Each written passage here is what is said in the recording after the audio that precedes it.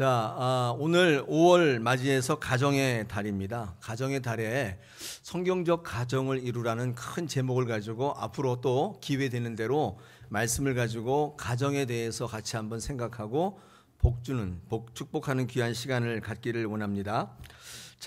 오늘 그 첫 번째 시간으로 100배의 복을 받는 가정이라는 제목을 가지고 말씀 증거하겠습니다. 하나님이 만드신 두 가지 공동체 가운데 교회와 가정이 있습니다. 교회와 가정은 하나님께서 손수 만드신 공동체이죠. 세상에는 두 가지 종류의 교회와 가정이 존재한다고 합니다. 그게 뭔지 아세요? 두 가지 종류의 교회나 가정이 존재하는데 그게 뭐냐면 이런 겁니다. 성경적이거나 아니거나 둘 중에 하나인 것이며, 그러니까 성경적인 가정이거나 성경적인 교회이거나 아니면 아무것도 아니거나, 아니거나는 자기 마음대로거나 이렇게 뜻입니다. 그러니까 두 가지의 가정이 존재하는데 성경적이거나 아니거나. 여러분, 성경적이라는 말은 뭐냐면 이렇게 해석해 볼 수 있는데 창조주 하나님의 창조의 의도와 부합한 거 있죠. 이게 성경적입니다. 아니라면 뭐냐면 창조주의 의도와는 전혀 다른, 이게 아니거나 있죠. 이 두 가지가 존재하는 것입니다. 이거를 다르게 한번 표현해 보면 하나님을 기쁘시게 하거나 아니면 기타 다른 것들을 기쁘게 하거나, 하나님이 만드신 교회와 가정이 이렇게 분류가 된다는 것입니다. 우리 교회는 어떤 교회일까요? 여러분의 가정은 어떤 교회일까요? 성경적 교회 가정인가요? 그래서 그것을 만드신 하나님을 기쁘시게, 하나님의 창조의 의지와 부합한 가정과 교회일까요? 한번 생각해 보는 시간을 갖기를 원합니다. 제가 어떤 글을 읽다 보니까 이런 말이 있어요. 튜닝 신앙. 들어보셨습니까? 튜닝. 이 튜닝이란 말이 뭔가를 찾아봤더니 이게 최적화, 그런 뜻이라고 합니다. 그래서 악기를 튜닝한다 그러면은 같은 거를 조절해 가지고 최적화로 맞추는 걸 튜닝이라고 하는데, 그런데 이 튜닝이라는 말이 자동차 튜닝이라는 말 많이 듣지 않습니까? 이 자동차 튜닝이라는 말은 조금 다른 의미로 쓰인다고 합니다. 이게 무슨 말이냐면 이 최적화라는 명분을 가지고 이 제작자의 의도와는 관계없이 다르게 자동차의 구조를 함부로 변경하는 것을 튜닝이라고 한다고 합니다. 구조를 바꾸는 거예요. 제가 이렇게 보니까 엔진이 출력이 마음에 안 든다고 거기다가 부스터를 단대요. 엔진 출력이 출고할 때 딱 맞춰 나오지 않습니까? 근데 이게 마음에 안 든다고 출력을 더 낼 수 있는 부스터라는 게 있는데 그걸 옆에다 달아가지고 다닌다는 것이죠. 이런 걸 튜닝이라고 한다고 합니다. 가장 최적화는 순정품이에요. 순정품이 가장 최적화되어 있죠. 제작자의 의도가 반영되어 있는. 그러니까 자동차를 이렇게 함부로 튜닝하게 되면 안전과 직결되기 때문에 법적으로 철저하게 금지하고 있다고 합니다. 만약에 굳이 하려면은 어떤 기준에 의해서 허락을 받아야 되는 거죠. 2년마다 자동차 정기 검사를 하지 않습니까? 그때 이 튜닝은, 불법 튜닝은 적발돼요. 그래서 다 원상 복구해야 돼요. 안 그러면 이게 통과가 안 돼요. 사용자의 편의와 편리에 따라서 함부로 바꿀 수 없다는 것입니다. 안전 운행을 하려면 제작자의 의도대로 자동차를 사용하셔야 되죠. 그래야 안전 운행을 할 수 있다는 것입니다. 최대의 효과를 누리려면 그 자동차에 대해서 잘 공부하면, 순정품을 잘 공부하면 최대의 효과를 얻을 수 있다. 튜닝을 하거나 불법으로 하면 안 된다는 뜻입니다. 그런데 튜닝은 자동차만 있는 게 아니라 제가 지금 말씀드린 것처럼 우리의 신앙, 우리의 가정, 우리의 교회도 튜닝이 있다는 거예요. 튜닝 가정, 튜닝 교회가 있다는 것입니다. 그러니까 최대의 행복, 최대의 만족이라는 명분을 가지고 이 제작자의 의도와 관계없이 함부로 바꾸는 겁니다. 아마도 이 제작자의 의도가 불편하다고 생각이 되는 것 같습니다. 시대에 뒤처진다고 아마 생각하는 것 같습니다. 그래서 교회와 가정을 바꾸는 거예요. 자기 마음대로 바꾸는 것입니다. 이럴 경우에는 사용자에게 만족은 있을지 모르지만은 제작자의 우려가 됩니다. 근심 걱정거리가 되는 것이죠. 그럴 때 이 제작자, 원래 이 기획했던 사람은 그 튜닝을 불법이라고 부르게 되는 것입니다. 마태복음 7장 21절에서 23절 제가 적어왔습니다. 한번 보십시오. 나더러 주여 주여 하는 자마다 천국에 다 들어갈 것이 아니요 다만 하늘에 계신 내 아버지 뜻대로 행하는 자라에 들어가리라. 아버지의 뜻대로는 순종품이죠. 그날에 많은 사람이 나더러 이르되 주여 주여 우리가 주의 이름으로 선지자 노릇하며 주의 이름으로 귀신을 쫓아내며 주의 이름으로 많은 권능을 행하지 아니하였나이까 하리니 그때에 내가 저희에게 밝히 말하되 내가 너희를 도무지 알지 못하니 불법을 행하는 자들아 내게서 떠나가라 하리라 말씀합니다. 왜 불법을 행하는 자리라고 말하냐? 튜닝했기 때문이에요. 튜닝을 한 거예요. 아버지의 뜻대로 하지 않았다는 것입니다. 순정품 쓰지 않았다는 거예요. 그래서 뭘 하든지 간에 설사 선지자 노릇을 했든지 귀신을 쫓아냈든지 어떤 권능이나 어떤 능력을 행사했든지 간에 관계없이 성도들을 위험에 빠뜨렸다는 거예요. 튜닝을 했다는 거예요. 튜닝. 그래가지고 뭐 어쨌든 뭐 했는데 그래서 교회와 가정에 많은 사람들을 위험에 빠뜨렸다는 거예요. 그래서 불법을 행하는 자라고 말씀합니다. 그렇다면 왜 튜닝 신앙, 튜닝 목회를 하느냐? 하나님을 기쁘시게 하는 게 아니라 사람들의 최대 행복, 만족을 위해서 하려고 했던 것 같아요. 마지막에 심판대 섰을 때 뭘 했든지 간에 뭐 능력이든지 간에 뭐 어떻든지 간에 순정품을 쓰지 않았기 때문에 그 사람은 불법을 행한 자가 되는 거예요. 그렇게 이야기한다는 것입니다. 제가 읽어보니까 뭐 그럴듯하더라고요. 여러분 무엇을 하든지 하나님 주신 순정품, 하나님이 뜻대로 행하셔야 돼요. 그래야 합법이에요. 하나님께서 그걸 통해서 받으신다는 거예요. 그렇지 않고 능력을 행사할 목적으로 뭘 어떻게 할 목적으로 튜닝을 하게 되면 이게 불법을 행하는 것입니다. 하나님은 가정을 만드시면서 교회를 만드시면서 어떻게 하면 최대의 만족과 행복을 얻을 수 있는지 사용 설명서를 주셨습니다. 이게 매뉴얼이죠. 그게 성경 말씀입니다. 성경 말씀 읽어보면 거기에 하나님의 백성으로서 최대의 행복이 나와 있어요. 하나님의 뜻대로 행하면 최대의 행복과 만족을 누린다는 거예요. 성경적 가정, 성경적 교회를 이루면 가장 만족하고 가장 행복하게 되는 것입니다. 그때 하나님이 가장 기뻐하시는 거예요. 우려를 하는 게 아니라 저렇게 가면 위험할 텐데 저렇게 튜닝하면 저거 힘들 텐데 이렇게 우려를 자아내는 게 아니라 하나님을 가장 기쁘시게 하는 것이라는 것입니다. 튜닝 신앙 의미가 있죠. 그러니까 튜닝하지 마시고 하나님의 뜻대로 하라는 것입니다. 튜닝하게 되면 무엇을 하든지 불법이 됩니다.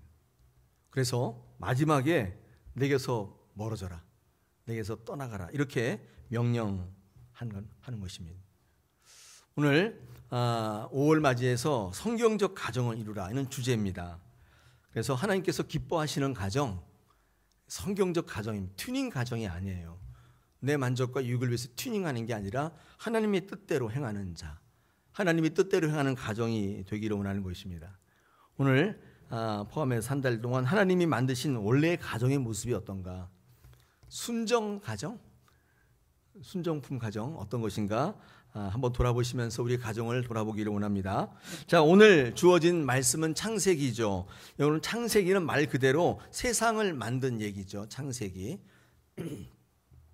그러나 내용을 읽어보면 세상을 만든 이야기는 1장, 2장, 3장 정도, 3장 정도밖에 없고 거의 나머지 대부분은 가정에 관한 이야기입니다. 그래서 제가 이름을 창세기로 하지 말고 창가정기로 해야 된다. 가정에 대한 이야기가 거의 대부분입니다. 그러므로 성경적 가정을 묵상하고자 한다면 창세기를 묵상하면 되겠죠.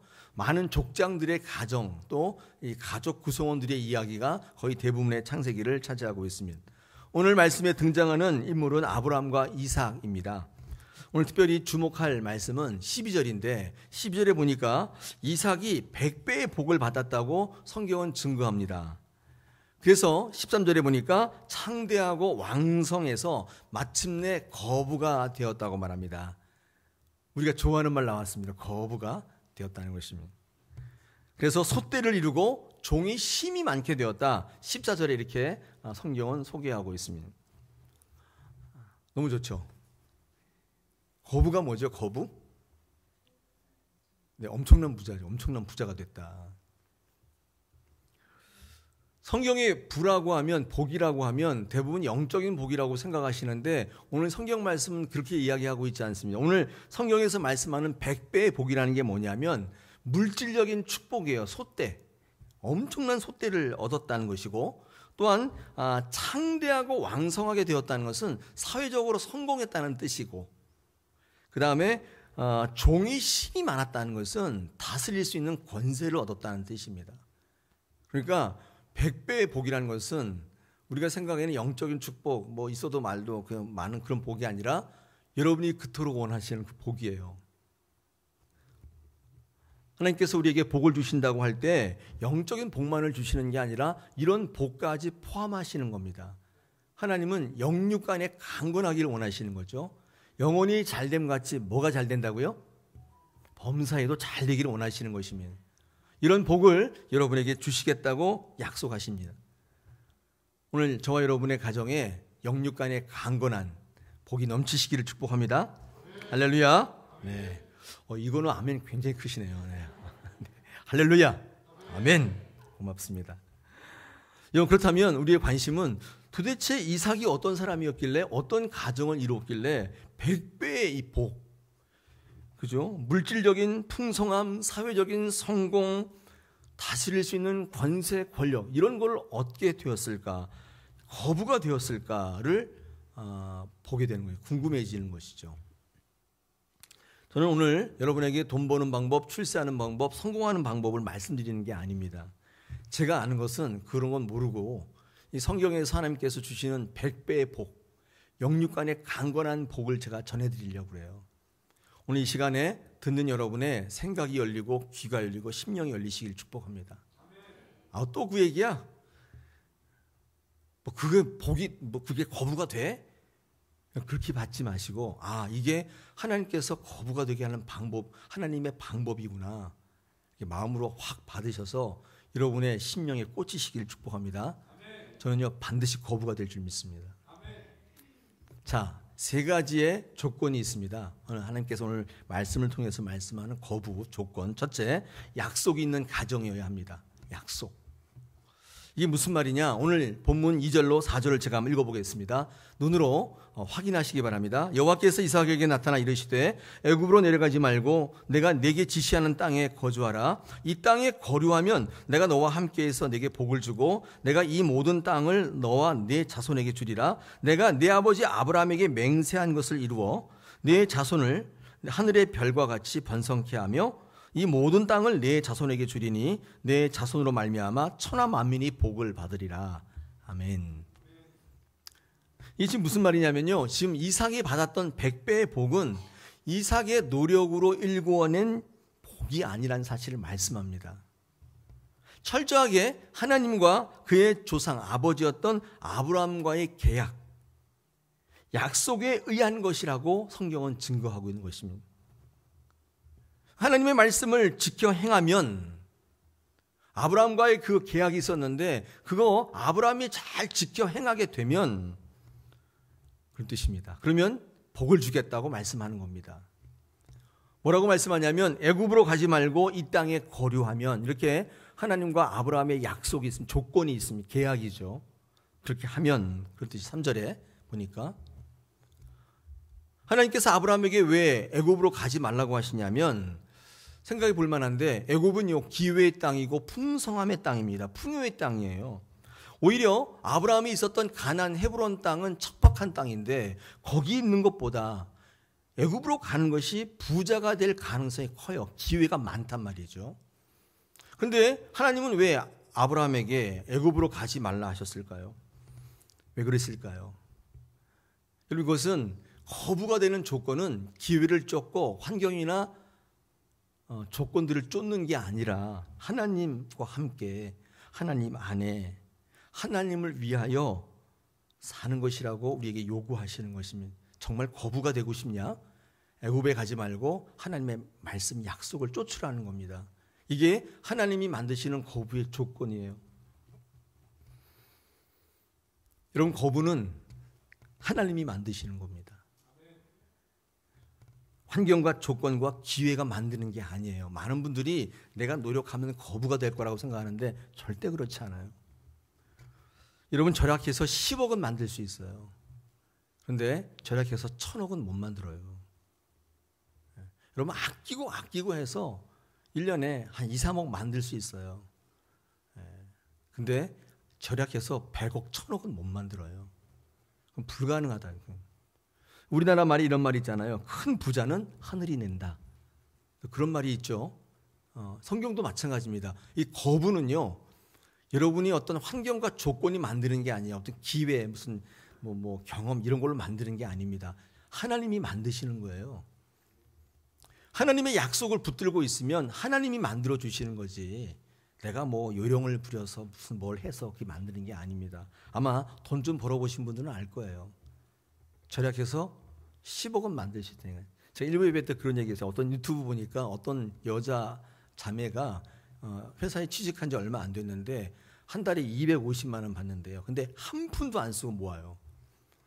그럼 어떻게 사냐? 걸어다니고 반찬가게, 동네 반찬가게에 이용 후기를 이렇게 인터넷에 올려주는 아르바이트를 한대요. 그러면은 반찬 남은 걸 준대요. 그거 가지고 먹고. 대부분 식사는 회사에서 해결하고 아무것도 안 쓴대요. 화장품 다 짜가지고 쓰고. 그래서 한 달에 모아가지고 2년 동안에 뭐 1억을 모았다나? 2억을 모았다. 이렇게 그런 게 뭐 2억 만드는, 요즘에 그런 거 많이 유행하잖아요. 그렇게 해도 그냥 1억이에요. 안 먹고 안 쓰고 다 모아도 그밖에 못 모아요. 1000억? 안 돼요. 그런 거는. 거부는 못 된다고요. 오늘 이삭이 100배의 복을 받았다고 되어 있잖아요. 12절에. 근데 여러분 이게 전에 한번 제가 설명해 드렸는데 100배의 복이라는 걸 실감을 못 하시죠. 제가 한번 실감해 드릴게요. 논 한마지기 몇 평? 이게 우리나라가 농경사회가 아니라는 것을 증명하고 있습니다. 한마지기는 200평, 평균 200평입니다. 한마지기라고 하면 200평이에요. 200평에서 쌀 몇 가마? 그거 봐요. 올해 기억이 안 나시죠? 우리 어르신들 옛날 농사 지었던 거. 한마지기에서 평균 적으면 3가마, 많으면 4가마 나온대요. 저는 그거밖에 안 나와요. 네. 그 한마지기에서 4가마가 나온다면 그러면은 100배의 축복을 받으면 몇 가마예요?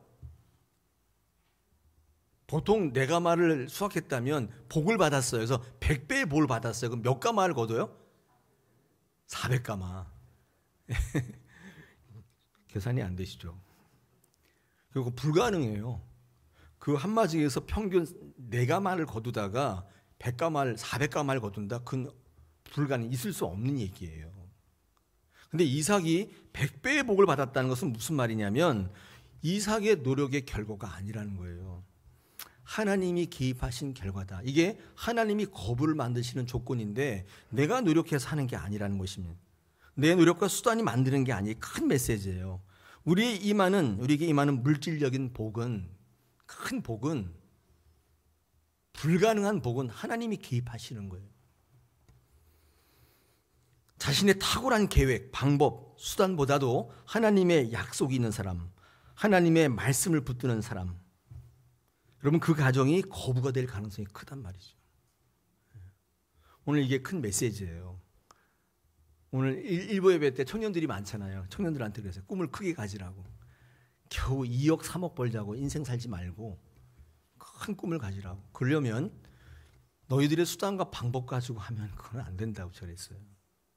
하나님의 약속을 붙들어야 한다. 그러면 하나님께서 거부를 만드신다. 분명할 겁니다. 여러분 이 이야기는 사실은 부모님들이 좀 들으셔야 되는데 자녀들은 몰라요. 자녀들은요 자기들이 잘나서 성공하고 부자 되는 줄 알아요. 자기가 잘못해서 무너지고 망하는 줄 알아요. 그러나 그렇지 않습니다. 그들도 나중에 부모가 되보면 알아요. 내가 하는 게 아니라는 사실을 알게 돼요. 여러분 그들이 왜 모르냐면 어리석어 모르는 게 아니에요. 그게 자연의 이치예요. 그때는 죽어도 몰라요. 깨어나도 몰라요. 그 사실을 몰라요. 여러분 그러므로 자녀들이 100배의 복을 받아 거부가 되게 하시려면 믿음의 부모님들이 하나님과의 신실한 관계를 통해 하나님과 약속 있는 삶을 사셔야 돼요. 아브라함처럼. 애들은 잘 모른다니까요. 그걸 아는 애들은 없어요. 그게 이치라고, 이치. 어리석고 무지해서 그런 게 아니라 그때는 몰라요, 그거를. 그러므로 우리의 자녀가 이삭처럼 100배의 복을 받는 삶을 살려면 우리 부모님들이 바르게 사셔야 돼요. 약속을 붙들어야 돼요. 필요와 요구에 따라 그때그때 막 사시면 안 돼요. 그냥 그거에 따라 막 편법을 쓰고 관행을 따르면 이렇게 살면 안 돼요. 자녀들이 가난해진다고요. 하나님의 약속을 붙잡고 그 약속을 준행하며 살게 되면 여러분의 자녀가 100배를 받는, 불가능하잖아요. 그건 불가능한데 하나님이 개입하시겠다는 것입니다. 뿐만 아니라 오늘 5절을 보시면 아브라함은 하나님의 명령과 계명과 율례와 법도를 잘 지키며 순종했다고 성경은 증거합니다. 부모가 어떻게 사는가, 이게 매우 중요한 거부의 조건이에요. 여러분의 자녀들에게 무엇을 물려줄 것입니까? 집을 줄 겁니까? 돈을 줄 겁니까? 그것도 괜찮지만 그렇게 많으세요. 이런 믿음을, 순종을 갑오로 물려주시기를 축복합니다. 이게 왜 중요하냐면 하나님의 복을 상속하는 하나님의 방법이기 때문에, 복을 대로 물리는 방법입니다. 거부가 되는 비결이기 때문에 그렇습니다. 중요한 거죠. 여러분, 상속이 이루어지는 가정, 이런 가정을요 우리는 권위의 가정이라고 합니다. 권위가 있어야 상속이 되거든요. 오늘 24절을 한번 눈으로 확인해 보시기 바랍니다. 그 밤에 여호와께서 그에게 나타나 이르시되 나는 네 아버지 아브라함의 하나님이니 두려워하지 말라. 그러니까 하나님이 밤에 이삭에게 나타난 거죠. 나는 네 아버지 아브라함의 하나님이니 두려워 말라. 내 종 아브라함을 위하여 내가 너와 함께 있어 내게 복을 주어 내 자손이 번성하게 하리라 하신지라. 지금 뭐라고 말씀하냐면 하나님은 이삭에게 하나님 자신을 뭐라고 소개하냐면 아브라함의 하나님이라고 소개하고 있습니다. 내가 너와 함께 하는 것은 아브라함을 위해서다. 네가 번성하는 것은 내 아버지 아브라함 때문이라고 이야기하고 있습니다. 하나님이 복을 주시는데 이삭을 보고 복을 주는 게 아니라 내 아버지 아브라함을 위해서 내가 너한테 복을 준다. 분명히 밝히고 있습니다. 이건 무슨 말이죠? 아브라함과 하나님이 했던 그 복이 이삭에게 상속되고 있다는 사실을 알 수 있습니다. 100배의 복을 받은 거예요. 거부가 된 거예요.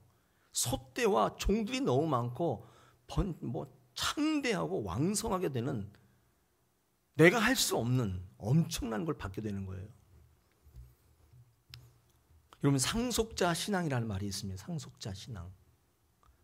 상속하는 신앙이에요. 사랑하는 부모 여러분, 그런 게 어디 있어요? 나만 잘 먹고 잘 살면 되지. 애들은 자기 먹을 거 태어났지. 내가 즐거우면 되지. 이렇게 생각하십니까? 성경의 목소리가 아닌 것입니다. 제가 창세기랑 좀 다른 말 하나를, 다른 성경 하나를 좀 적어봤습니다. 보십시오. 열왕기하 2장 9절인데 엘리사와 엘리야의 이야기입니다. 지금 엘리야가 이제 하늘로 승천했어요. 그 엘리사 제자가 이 엘리야에게 뭘 구하냐면, 우리 9절 하반절에 보니까 갑절의 역사를 구해요. 갑절이라 내게 있게 해달라. 갑절의 영성을 구한단 말이죠. 이거는 욕심이 많아서 나한테 2배를 주십시오, 그런 내용이 아니라, 제가 주석을 읽어보니까 뭐라고 되어 있냐면 장자권을 달라, 그런 뜻이래요. 왜냐하면 상속할 때 장자한테는 2배를 줬대요. 2배를 달라는 것은 뭐냐면 내가 당신의 사역을 계승하겠다. 이 엘리야의 사역이 얼마나 힘들었습니까? 매일 힘들고 어렵고, 그렇죠? 아합왕이랑 막 싸우면서 얼마나 힘들었어요. 근데 내가 그 길을 가겠다는 것이면, 내가 믿음의 상속자가 되겠다는 거예요. 내게 책임을 맡겨달라는 것이면, 그게 갑절의 영성을 달라는 의미래요. 여러분, 누가 상속자가 되냐면 내 꿈이 아닌, 내 편의와 내 삶이 아닌 하나님의 꿈과 비전을 이어받겠다고 하는 사람입니다. 그 사람이 상속자가 되는 것입니다. 하나님의 나라의 계승자가 되는 거예요. 여러분, 그 사람이 세상을 뒤집는 거예요. 상속자의 신앙이 필요하다는 것입니다. 우리 다사랑교회가 뒤집어지려면 이런 상속자 신앙이 속출해야 돼요. 2배를 달라고 요구하셔야 돼요. 제가 책임을 지겠다는 거예요. 제가 그 길을 가겠다는 거예요. 아무도 하지 않는다면 누가 하나님의 나라를 상속해요? 여러분, 상속자는 이 성경에 굉장히 중요한 개념이죠. 상속자가 되면 고난도 함께 받는다 아시죠? 이 앞에 화면 보세요. 로마서 8장 17절에 이렇게 하나님 말씀하십니다. 자녀이면 또한 상속자 곧 하나님의 상속자요 그리스도와 함께한 상속자니 우리가 그와 함께 영광을 받기 위하여 고난도 함께 받아야 할 것이다. 상속자는요, 고난을 받는다고 말씀합니다. 사랑하는 여러분, 예수 믿다가 고난 받으면 이거 하나님이 안 계시나, 그게 아니고 여러분을 상속자 삼는 거예요. 상속자는 고난도 함께 받는 사람을 상속자라고 해요. 어려운 일만 있으면 싹 사라지잖아요. 이게. 그래가지고 괜찮을 때 나타나잖아요. 여러분, 회사에 재벌의 아들들이, 그런 아들이 있다면 상속해줘요? 그 후계자가 돼요? 막 어려울 때 같이 고난 당해야죠. 감옥도 가고, 그리고 그 뒤집어 써가지고 고난 당하고, 그래야 아버지 회장이 상속자를 해주지 않아요? 꼭 어려운 일만 있으면 싹 미국 갔다가 잠잠해질 때 와요. 여러분 같으면 그 사람 상속자 삼으시겠어요? 안 삼잖아요. 여러분도 아닌데 하나님 하시겠어요? 상속자는 고난을 같이 받는다. 영광을 받는데 고난도 함께 받아야 한다. 여러분, 이 상속자 신앙이 굉장히 중요하죠. 하나님의 나라를 유업으로 받는 것이거든요. 얼마나 영광돼요. 하나님의 나라를 유업으로 받는데 이 이삭이 받았던 100배의 복과는 비교도 되지 않는 거잖아요. 여러분, 이 상속이 있는 가정이 또 하나님의 약속을 상속하는 그런 가정이 되어야 할 줄 믿습니다.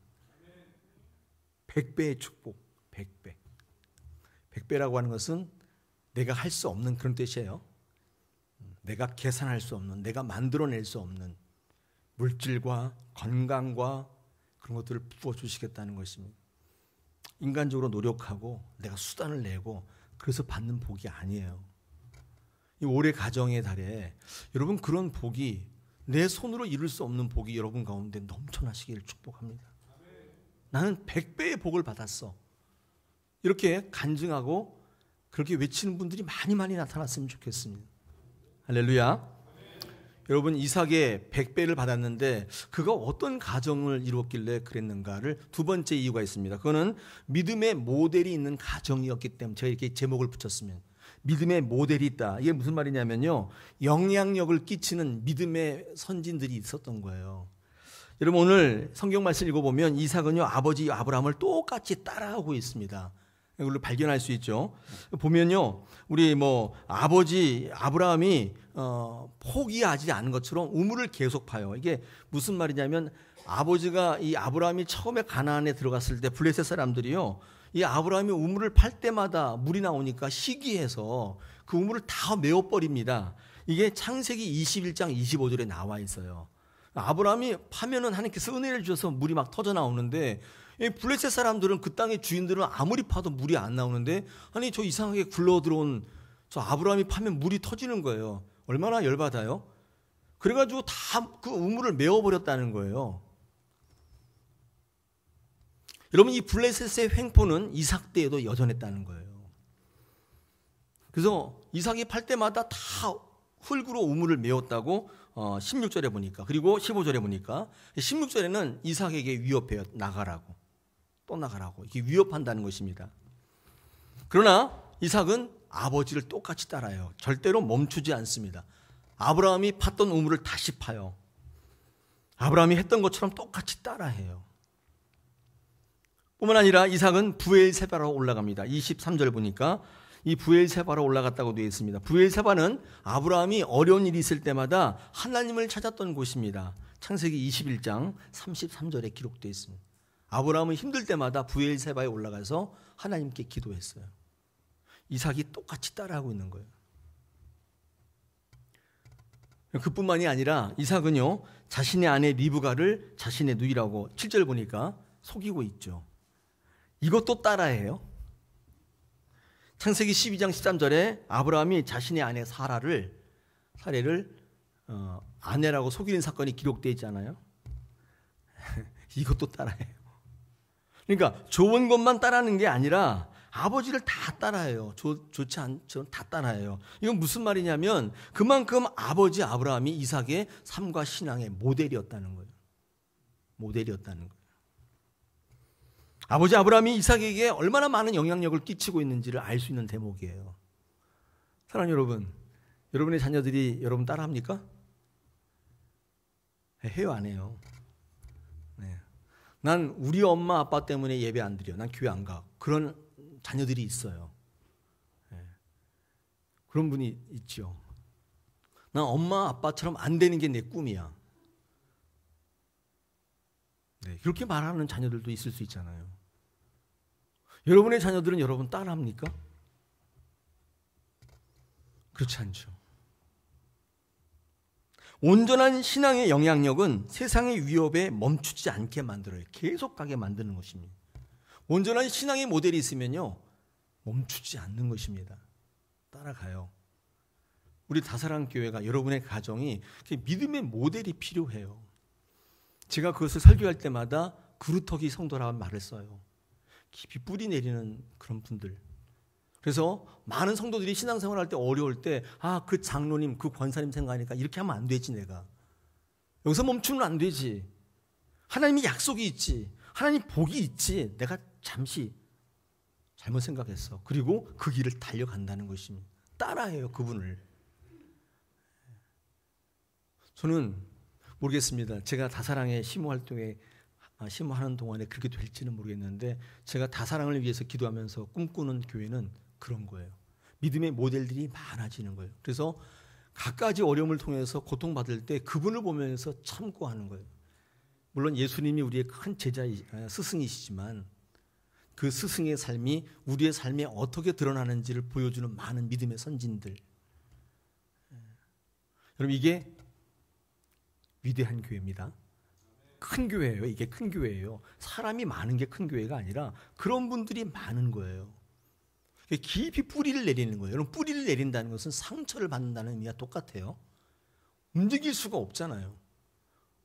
어디 피할 수가 없잖아요. 그러니까 막 때리면 맞을 수밖에 없고, 침을 뱉으면 침 뱉음을 받을 수밖에 없고, 이게 뿌리를 내린다는 의미입니다. 시편 1편에 바람에 난다. 바람에 나는 겨는 자유롭죠. 상처가 없어요. 바람에 쑥 날아다녀요, 그냥. 대신에 공급이 없어요. 영양이 공급이 안 되기 때문에. 시편 읽어보면 바람에 나는 겨가 악인으로 되어 있습니다. 이 악인은 마지막에 바람이 불어올 때 견디지 못하고 다 날아가 버린다, 이렇게 됩니다. 의인은 누구냐? 시냇가에 뿌리를 내린, 상처를 받았지만 뿌리를 내리고 커진 거목이에요. 그들은 많은 사람들에게 영향력을 미치는 거예요. 이건 멋지지 않아요? 저는 그런 교회가 되면 참 좋겠습니다. 그래서 하나님 오시는 그날까지 다사랑교회가 숫자가 많아지면 좋겠지만, 그러지 않아도 많은 분들이 거목이 돼서 그 자리에 서 계시는 거예요. 그래서 많은 믿음의 후배들이 거기서 깃들고 쉬고 힌트를 얻고 소망을 얻게, 그분과 말씀을 통해서 교제가 일어나고 그랬으면 좋겠습니다. 할렐루야. 그런 모델이 있는 가정. 여러분, 아버지들, 어머니들 그런 꼭 모델이 되십시오. 그럼 어떻게 된다고요? 자녀가 100배의 거부가 되는 것입니다. 세 번째, 마지막 조건이 있습니다. 그거는 예배를 가장 우선하는 가정이라고 제가 제목을 붙여봤습니다. 25절 보여요. 25절. 이삭이 그곳에 제단을 쌓고 여호와 이름을 부르며 거기에 장막을 쳤다고 되어 있고, 이삭의 종들이 거기서도 우물을 팠다고 되어 있습니다. 여러분, 이게 무슨 말이냐면요, 이삭의 우선순위를 잘 보여주고 있다고 보여집니다. 첫째, 이삭은요 뭘 했다고요? 제일 먼저 제단을 쌓고, 두 번째 장막을 치고, 세 번째 우물을 팠다는 것입니다. 이삭의 가장 삶의 우선순위는 제단이었어요. 그 다음에 장막이었어요.